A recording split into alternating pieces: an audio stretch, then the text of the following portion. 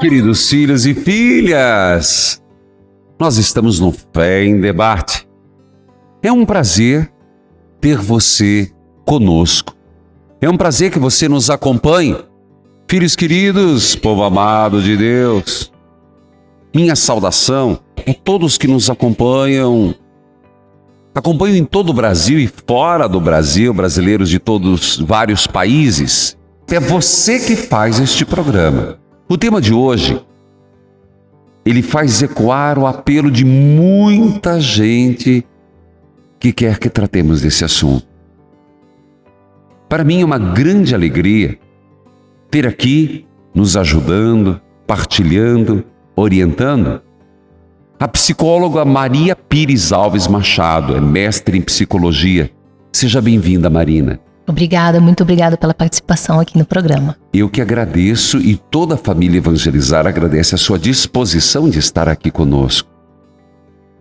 Marina, nós trabalhamos com as pessoas que nos fazem muitas perguntas.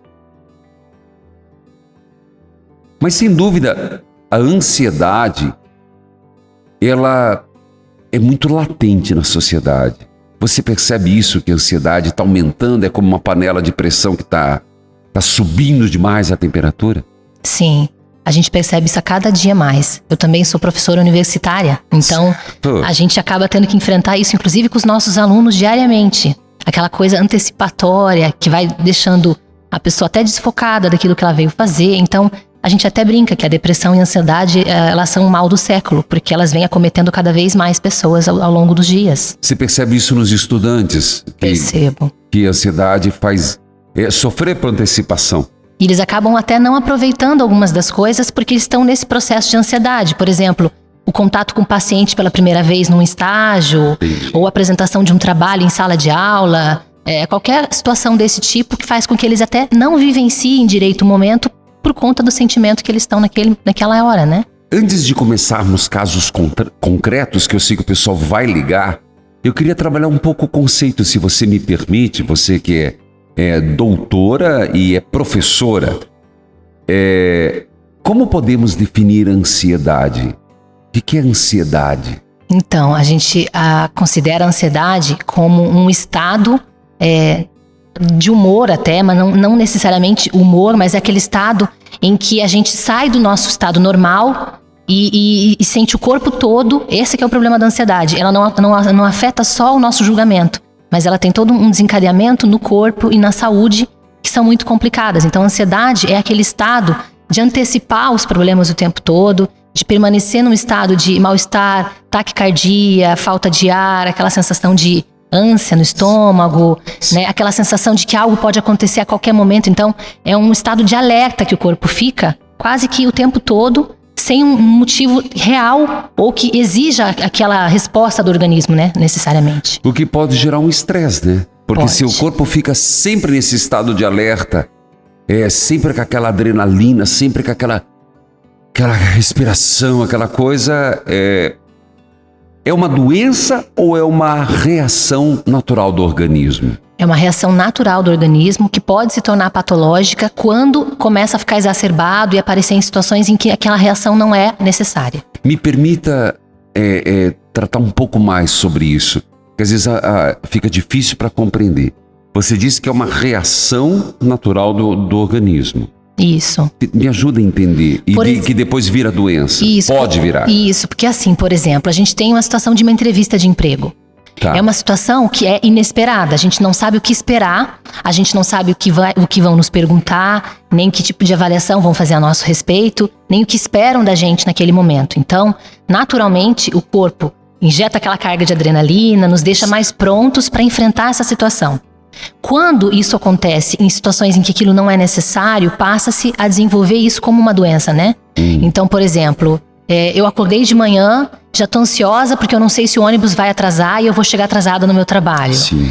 Eu já tô ansiosa porque eu sei que quando chegar em casa vou ter que dar conta das tarefas dos meus filhos ou outras questões. Ou seja, passa a sair de uma situação inesperada e passa a fazer parte da vida da pessoa em situações até rotineiras, aquela sensação.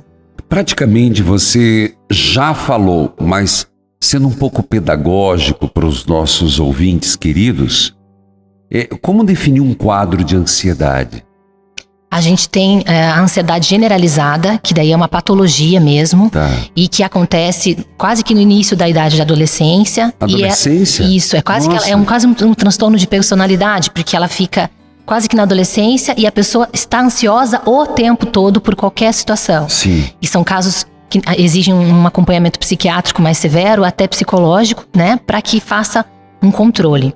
Além disso, a gente tem variações da ansiedade, que aí, claro, são esses processos de que a gente pode depois desenvolver até um transtorno do pânico, que é uma das coisas que muito se fala hoje em dia, né? Que também o do transtorno do pânico está associado a ataques de ansiedade que são tão intensos, que geram a sensação de que a pessoa está morrendo. Sério? Sim, inclusive, por exemplo, em homens é muito comum eles acharem que estão infartando. Então eles vão ao hospital com quadro de sintomas de infarto, dor no braço, amortecimento de lábio, taquicardia, acham que é um infarto e quando fazem o exame, constata que não tem nada, o coração está normal, é um quadro de ansiedade tão agudo que leva a pessoa até a ter crises e chegar no hospital. E me permita, isso pode acontecer na adolescência, essa transtorno de pânico? Porque eu vejo muitas mães dizendo que os filhos, de repente, acabam tendo isso. Parece que formiga, adormece o braço, vai e não tem nada. Isso pode acontecer na adolescência?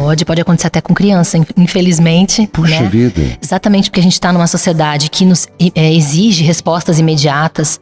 Exatamente porque a gente está conectado o tempo todo, recebendo informação o tempo todo, sendo cobrado de uma série de coisas. A gente sente a pressão muito mais novo hoje em dia.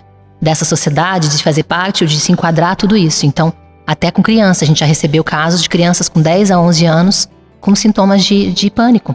Entendi.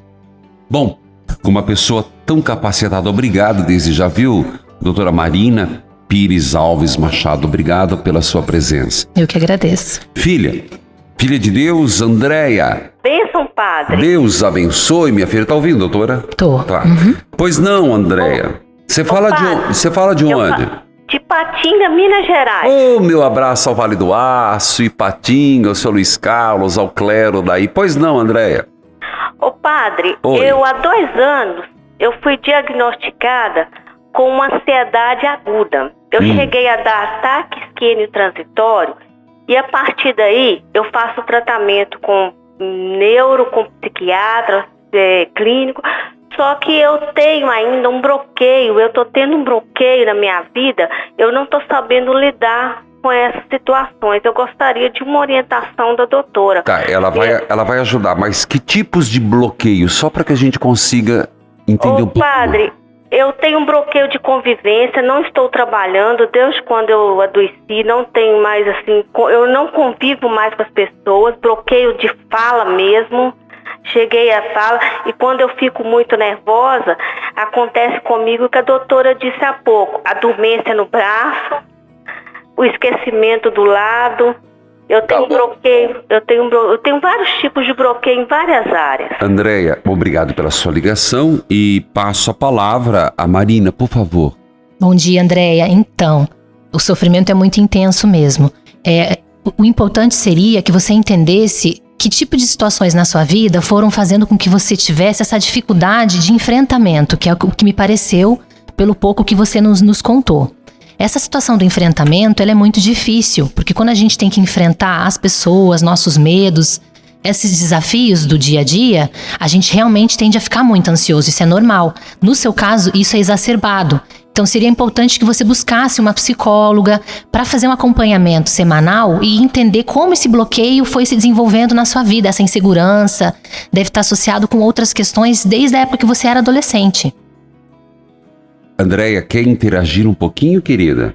Quero sim. Ô doutora, esse bloqueio que eu falei com o padre, ele me atrapalha eu conversar, eu tenho dificuldade de conversar com as pessoas. Na própria igreja, eu tô tendo dificuldade, eu sinto que talvez assim, eu não tô conseguindo me ambientar no ambiente da própria igreja, na minha vida pessoal, na minha vida de trabalho, na minha vida financeira, levou, doutora, a vários vários prejuízos muito grandes na minha vida financeira. Então, Andréia, doutora, o que a senhora indica para ela diante dessas privações, que está sendo um problema, é uma doença no caso dela? O que ela pode fazer? Então, porque essa questão da incapacidade que a doença gera é o que é o complicado, né? A gente sabe que tem muitas pessoas, por exemplo, com depressão que também ficam incapacitadas. Sim. No caso da Andréia, era muito importante que ela entendesse por que ela vem se sentindo menos, porque a sensação que passa é, quando a gente não consegue enfrentar a questão de trabalho ou outras situações nesse sentido, passa essa ideia de que a gente não se sente pertencente àquele ambiente. Entendi. Ou que a gente é menos do que aquele ambiente espera. Se, Então, por essa exemplo, no sensação- caso dela, disse, eu vou para a igreja, não me sinto mais à vontade, ela deve recuar, ficar em casa? Não, de forma alguma. É importante que a Andréia continue mantendo o mínimo de atividades que ela consiga.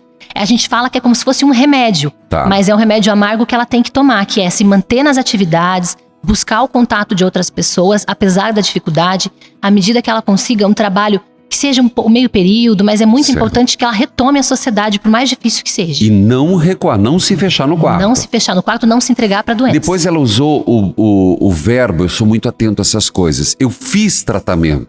Acho que tem um equívoco ali. Ela devia estar fazendo, né? Isso, o tratamento para essas situações, como ela disse, ela tem um transtorno de ansiedade agudo, que significa que é persistente. Vai acompanhar ela ao longo da vida, então ela precisa de acompanhamento contínuo. Com Psicólogo psiquiatra, e psicólogo. Isso. Exatamente. Lembrando aos nossos ouvintes que psiquiatra e psicólogo são coisas diferentes. E eu bato nessa tecla porque a pessoa acha que é um ou é outro.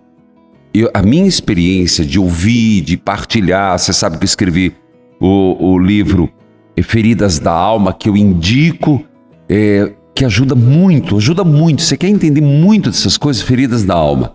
Os dois são importantes, né, doutora? São muito importantes. Eu brinco que o psiquiatra é como se ele fosse te dar um chão para pisar.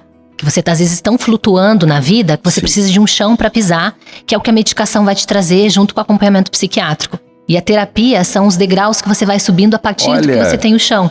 Que né? coisa linda. Que você vai saindo daquela situação, compreendendo os caminhos e daí vai subindo esses degraus, essas escadas. Então a terapia, vamos dizer assim, seriam os degraus para que você saia da situação.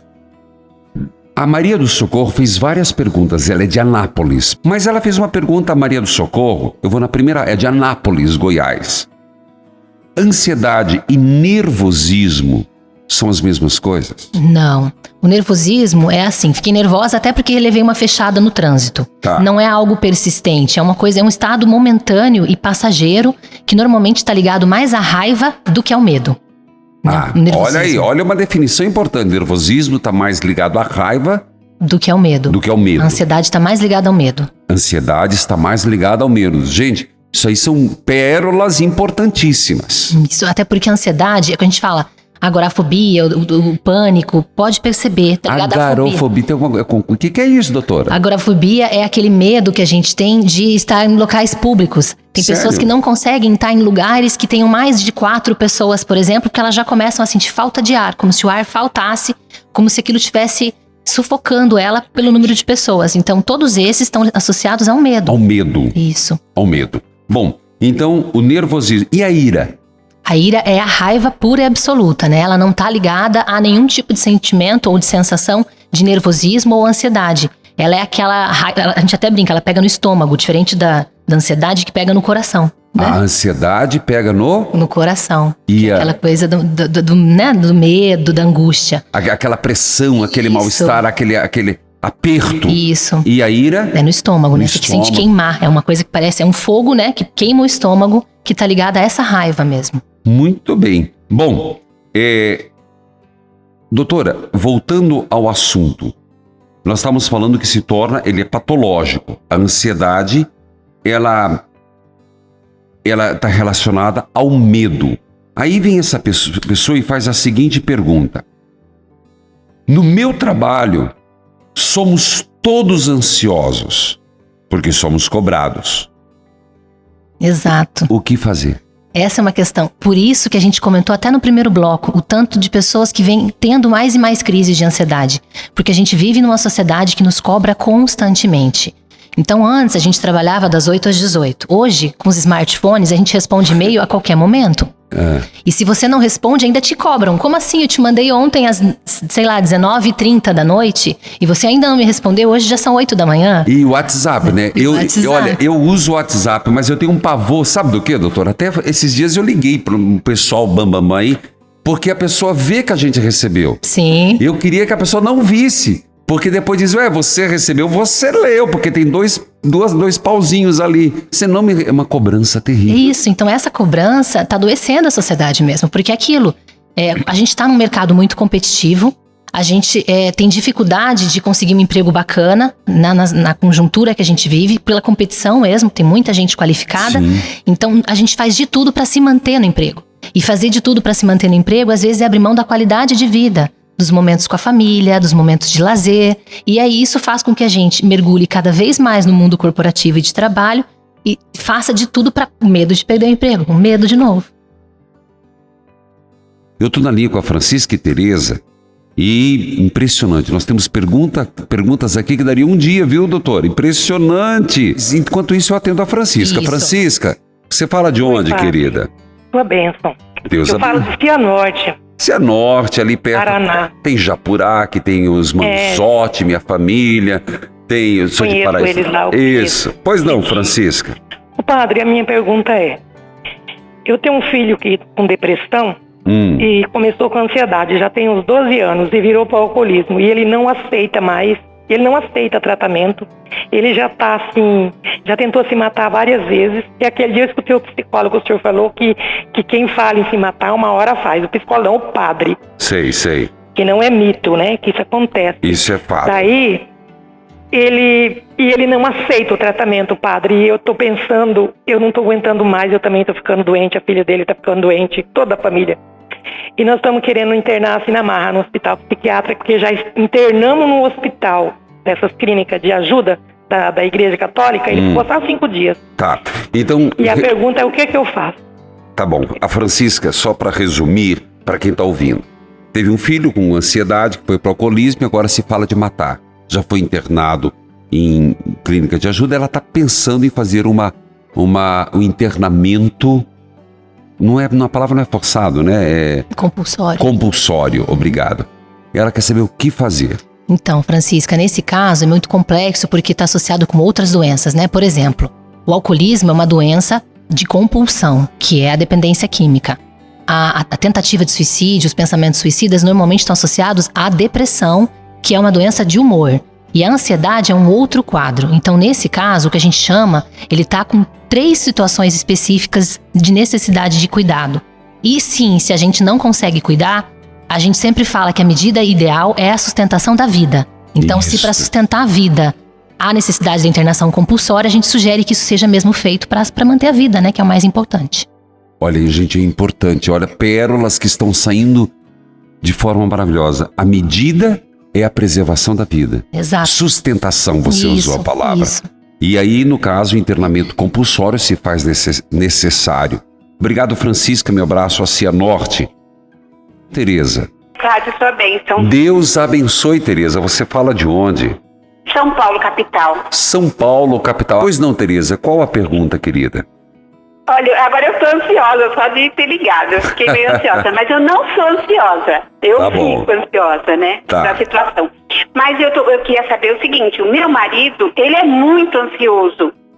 E ele não dorme, ele quando tem ele mudou de emprego, mas tá tudo certo, só que ele acorda 2 horas da manhã, já não dorme mais, fica naquela coisa, já tá trabalhando no novo serviço, mas continua ansioso, tanto que ele tá até com psoríase, tá todo manchado, ele é muito ansioso. Então, eu queria saber com a doutora se isso é hereditário, se ele, da família dele, ou se eu posso ter meus filhos também com essa ansiedade toda.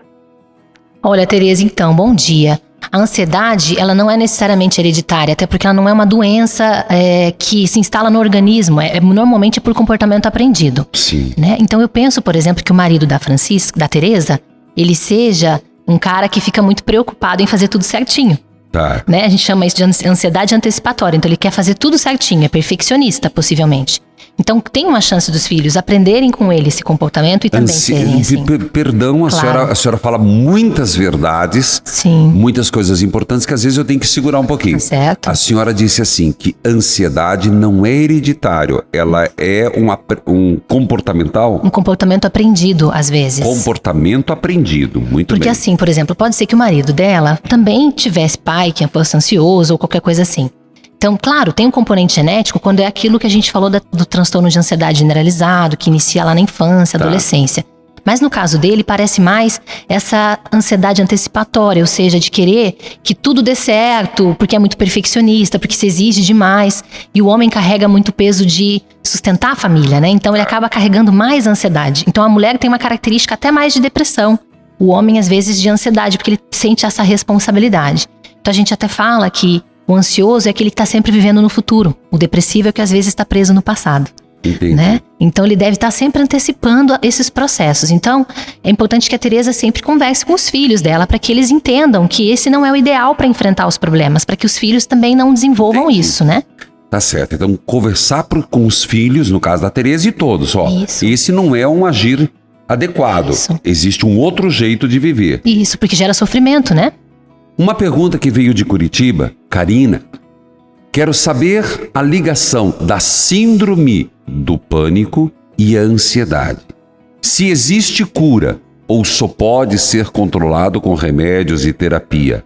A ansiedade, normalmente, ela é o primeiro estágio de um transtorno de pânico que pode ou não acontecer. Oh, meu Deus, vamos devagar. A ansiedade... Ela normalmente é um estágio inicial. A gente começa, dificilmente alguém não é ansioso e tem um ataque de pânico ou uma crise de pânico. Tá. Isso não acontece. Então, normalmente, a pessoa começa dando sinais de ansiedade o tempo todo. Tá.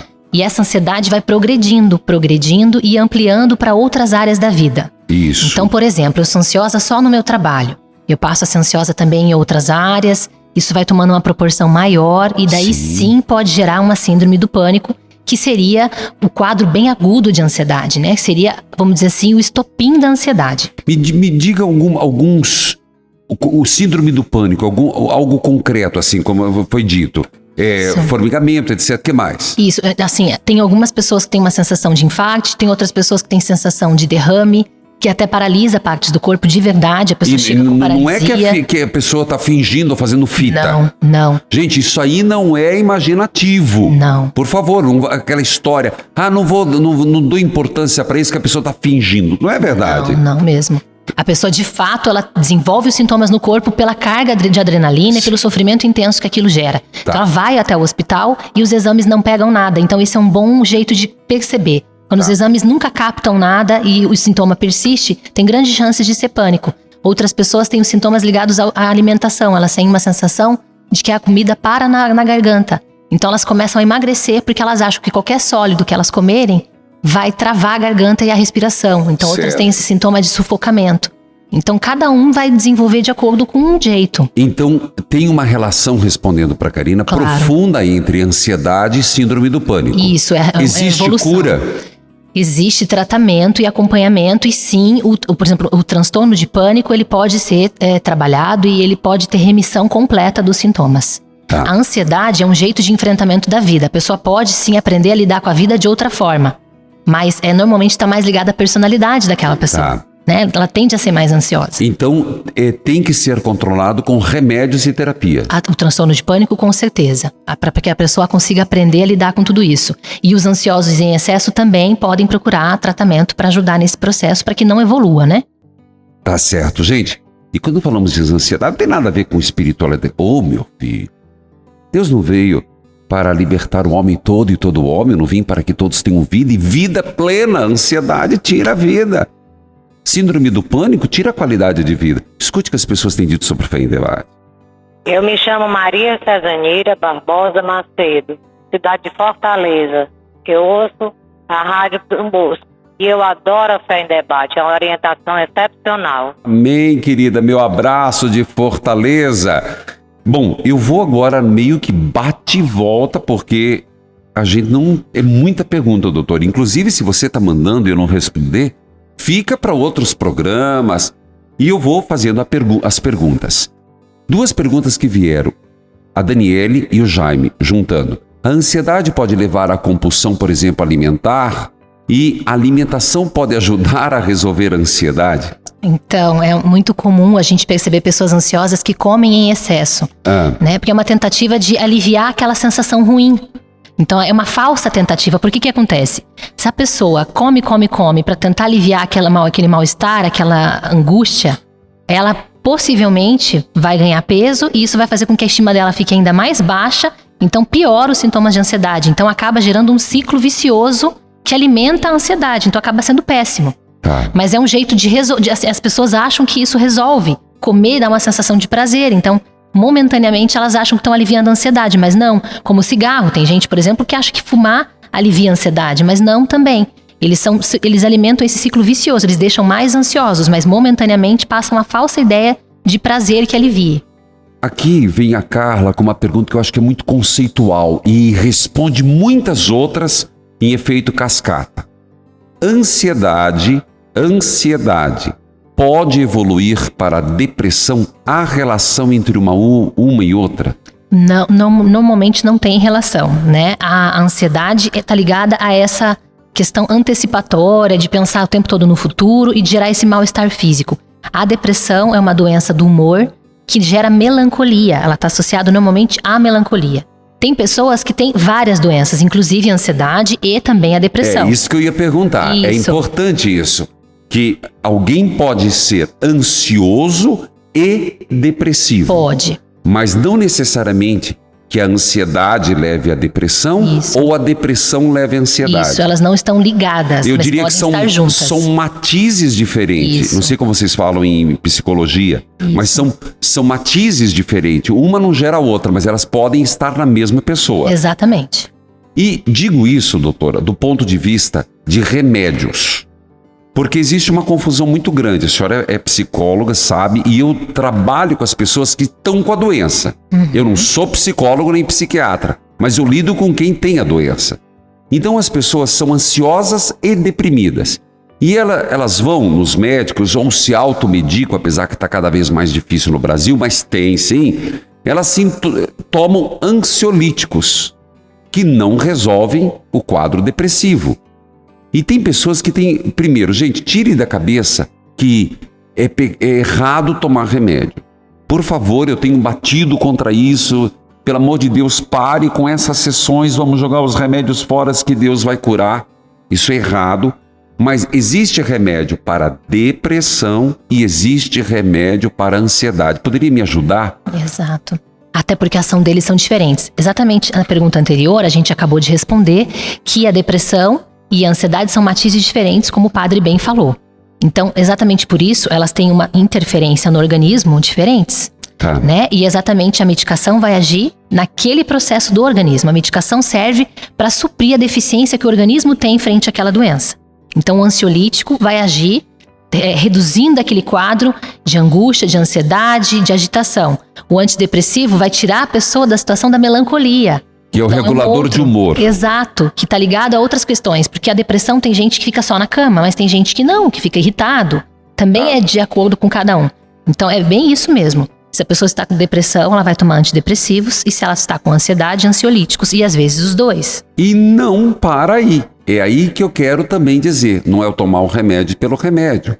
Você tem que saber o que causa. Aí entra a psicologia, não é, doutora? Exatamente, a terapia para a gente se conhecer. Né? Então, por que eu cheguei nesse estado? O que aconteceu na minha vida que foi me levando a esse estado? É isso que eu preciso compreender para tentar mudar o meu comportamento e evitar que eu desenvolva novas doenças depois ou que eu persista com esses quadros de doença. E a terapia é curativa, tal qual o remédio, mas é importante esse aspecto da terapia. Isso. Tem pessoas que vão conseguir se curar desses quadros de ansiedade. Tem pessoas que vão precisar de acompanhamento ao longo da vida inteira, de acordo com cada um, né? Não dá para definir. A Rosângela de Vaiporã, o que fazer para controlar a ansiedade? Então, de um modo geral, perceber quais são os gatilhos que levam ao quadro de ansiedade. Então, a gente fala de fazer esse processo de autoanálise, de autoconsciência. Então, é importante que ela perceba o que gera ansiedade nela e vai vendo os ganchos para evitar que esse tipo de coisa aconteça. E também a gente fala, a respiração é muito importante. Respirar mais lentamente, porque o ansioso tende a respirar hiperventilando, que a gente chama, que é aquela respiração de cachorrinho rápida. Isso. Né? Então é importante que cuide para que a respiração seja mais tranquila e sempre procure entender esses ganchos mesmo. Tem uma pergunta interessante de uma pessoa que comenta: olha, eu tenho ansiedade até em esperar o ônibus. Eu sei que ele passa. Onde que está isso? Mas, a Catiúcia Soares, eu passo mal até esperando o ônibus. Eu sei que ele vai passar. Como é que eu lido com isso? Me faz tão mal. Então, isso já mostra que o quadro de ansiedade está mais exacerbado do que deveria, né? Tá. Porque se ela sabe que vai passar, ela sabe que ela não tem controle sobre o horário que o ônibus passa, mas sabe que vai passar. Mas isso vem gerando um desconforto para ela, né? Que tem sido significativo. Então, é importante que ela ligue o sinal de alerta, porque algo não tá legal, a ponto dela ficar preocupada excessivamente com uma coisa que é rotineira. Então, ela precisa ligar o alerta e verificar o que pode estar acontecendo. Que possivelmente o problema não é o ônibus, né? Tá dentro verdade. dela. Tem uma pessoa que diz assim: minha filha é autista. Eu tenho que ter paciência. Eu gostaria de saber o que faço para controlar e para vê-la progredir. Então, o autismo é uma doença muito severa, né? E que não está associada à ansiedade. Possivelmente a ansiedade vem da mãe de querer que a filha melhore e tenha esses progressos. Então, é importante que essa mãe busque um acompanhamento psicológico para conseguir lidar com uma doença tão complexa como o autismo, por exemplo. Certo. Outra pergunta. Eu choro muito, descontrolado. Isso tem a ver com ansiedade? O que é isso em mim, Jane de Dourados? Então, também é importante que a Jane perceba se é um choro de tristeza, se é um choro de angústia ou de agitação, porque tem vários tipos de choro. Se o choro dela está ligado à tristeza, isso é mais característico da depressão do que de um quadro de ansiedade. Se esse choro vem com aquela euforia, com aquele medo, com aquele desespero, aí sim é um quadro de ansiedade. Então, primeiro é importante que ela diferencie esse choro, para daí conseguir buscar uma ajuda direcionada. E onde que ela faz essa distinção? Pensando no que gera a crise de choro. Por exemplo, estou no ponto de ônibus aguardando o ônibus, como a nossa outra ouvinte, e de repente o ônibus não vem e eu começo a chorar. Tá ligado à ansiedade. A outra é, escuto uma propaganda bonita na televisão, estou prestando atenção num filme, qualquer coisa assim, que é mais triste, mais emocionante, e entro numa crise de choro sem parar. Tá ligado a mais a tristeza, então é mais a depressão. Então é perceber o que desencadeia o choro. Se está ligado a situações de ansiedade ou se está ligado a situações de tristeza. Então, lembrando que é diferente mesmo, tá? Depressão e ansiedade. Então, é bem importante que o ouvinte tente diferenciar se é um quadro de tristeza ou de ansiedade, para que ele saiba mesmo o que pode estar nesse processo, né? O que está por trás desse processo. Bom, a Gisele, fibromialgia, tem alguma relação com ansiedade? Ela pode ter. A fibromialgia é uma doença muito difícil de lidar porque ela gera dores generalizadas pelo corpo todo. Sim. Ela pode estar associada a um quadro depressivo, ela pode estar associada a um quadro de ansiedade. Então, assim, o que a gente sabe, porque ela ainda é uma doença que é um mistério mesmo para a ciência, né? O que a gente sabe é que ela tem um componente psicossomático, ou seja, que ela tem um componente emocional, que quando a pessoa não está bem emocionalmente, as dores aumentam. Agora, pode estar associada à depressão ou à ansiedade, não é unicausal, ou seja, não tem uma causa única que explique a fibromialgia emocionalmente. E uma pessoa que tem fibromialgia, como ela deve agir?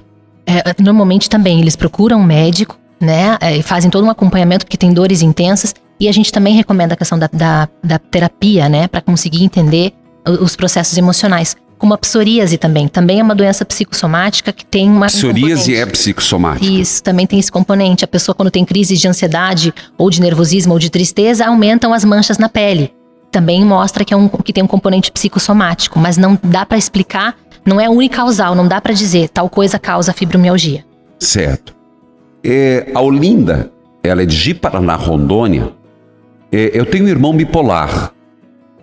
Minha irmã tem um quadro de ansiedade. Ela pode se tornar bipolar? Essa é uma coisa também diferente. É importante mesmo a gente explicar. Hoje está na moda dizer que qualquer pessoa que um dia está feliz e um dia seguinte está triste é bipolar. Isso não é verdade? A bipolaridade é uma doença do humor muito severa, que inclui quadros de depressão, bem excessivos, bem extremos, e de ansiedade, de humor e euforia e mania. Por isso a gente chama bipolaridade, depressão e mania. Na mania, a pessoa fica excessivamente alegre, às vezes tem compulsão por compra, ou comportamentos de não conseguir dormir, de madrugada estar acordado fazendo um bolo, por exemplo. Então, isso é um quadro severo de bipolaridade. Essa oscilação de humor que todo ser humano tem é normal e não caracteriza necessariamente um quadro de bipolaridade, né? E a bipolaridade é como a depressão. É uma doença do humor, não está ligada à ansiedade, né? Agora, a bipolaridade tem sim um componente genético. Tem? Né? Tem um componente genético muito forte, como a depressão também. Então é comum que filhos de pessoas com bipolaridade também desenvolvam bipolaridade, mas isso, claro, é específico, como outras doenças. Não quer dizer que todo filho de bipolar vai ter bipolaridade. Não é verdade. Mas tem um componente genético que acompanha. Nos casos de bipolaridade de verdade, não essas como a mídia coloca hoje em dia, que tudo é bipolar, né? Inclusive, eu acho que seria muito importante falarmos, hoje o tema foi ansiedade. Isso. Fazermos um programa sobre bipolaridade, se a senhora aceita. Sim. Por quê? Porque, como a senhora disse, tudo hoje é rotulado bipolar e a gente se autorrotula. Sim. Eu percebo que as pessoas não se sentem no direito de, em casa, sentar no sofá e pensar. Que a pessoa já diz, escuta, o que você tem? Tá triste? O que você tem? A pessoa não tem o direito de refletir. Exato. Qualquer pessoa que para um pouquinho, que parece que a gente tem que estar sempre eufórico, rindo, bem com a vida. Não sei se a senhora concorda com essa minha... Concordo, a gente brinca que é a sociedade Facebook, né? Todo mundo feliz, lindo, maravilhoso, o tempo todo contente. E a gente fala, o Facebook é uma ferramenta importante social. Mas ela passa uma imagem de que todo mundo tá feliz o tempo todo, o que é irreal. Então, quando a gente fica triste uma semana porque a gente perdeu um cachorrinho que a gente amava, ou um emprego, ou qualquer coisa do tipo, é como se a gente não pudesse se permitir mesmo ficar triste. É como se isso fosse errado na nossa sociedade. Timidez e ansiedade, Josefa. Também tem uma associação mesmo, né? O tímido, ele tem naturalmente uma tendência a ter fobia social maior do que as pessoas que não são tímidos, ou seja, uma dificuldade maior de enfrentamento das situações sociais. Então, esse medo pode sim gerar ansiedade, ou seja, toda vez que um tímido tem que estar numa situação de contato com outras pessoas, ela pode ter uma crise de ansiedade, sim. O tempo voou, doutora. Como a fé ajuda o tratamento da ansiedade? Eu acho que a fé ajuda sempre, né? Nesse sentido de que a gente... sempre que a gente tem a fé, a gente tem um sentimento muito positivo que a gente carrega com a gente. Até de acreditar de que a gente não está sozinho e de que isso vai passar em algum momento. Né? De que é um estado transitório que é possível ser controlado e trazer pra gente um quadro de felicidade, de qualidade de vida de volta. A fé também é qualidade de vida. Eu quero agradecer Marina Pires Alves Machado, muito obrigado pela sua disposição, obrigado pela sua lucidez, pela sua presteza, objetividade. Vale a pena. Às vezes nós precisamos nos dar o direito de buscar ajuda. Obrigado pela sua presença, doutora. Eu que agradeço imensamente vocês aqui. Filhos e filhas, eu vou ficando por aqui, o Fé em Debate. Espero ter ajudado você a entender um pouco mais a sua vida e a minha. Toda vez que eu faço esse programa, eu saio edificado. E acredito que todos nós saímos. O Senhor esteja convosco, Ele está no meio de nós. Abençoe-vos Deus Todo-Poderoso, Pai, Filho e Espírito Santo. Desejo a você muita paz. Paz, serenidade e fé. Deus abençoe a família. Evangelizar é preciso.